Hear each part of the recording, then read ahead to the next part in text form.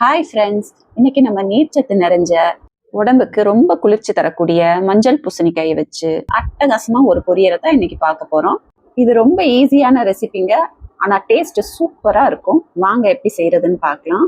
பூசணிக்காயில பின்னாடி தோல் எல்லாம் எடுத்துட்டு இந்த சைஸ்ல கட் பண்ணி எடுத்துக்கோங்க. ஒரு பேன்ல கடுகு, ஜீரகம், கடலைப்பருப்பு, உளுத்தம்பருப்பு, சிவப்பு மிளகாய், பச்சை மிளகாய், கொஞ்சமா கருவேப்பிலை எல்லாத்தையும் போட்டு நல்லா தாளிச்சிட்டு அதோட வெட்டி வச்ச ஒரு பெரிய வெங்காயத்தையும் போட்டு நல்லா தாளிச்சுக்கோங்க. அதோட பூசணிக்காயும் சேர்த்து நல்லா வதக்கிட்டு ஒரு 1/2 டேபிள் ஸ்பூன் உப்பு போட்டு கொஞ்சமா தண்ணி ஊற்றி 1/4 டேபிள் ஸ்பூன் மஞ்சத்தூள் போட்டு ஒரு 5 நிமிஷம் லோ ஃப்ளேம்ல ஒரு மூடி போட்டு வேக வச்சிருங்க.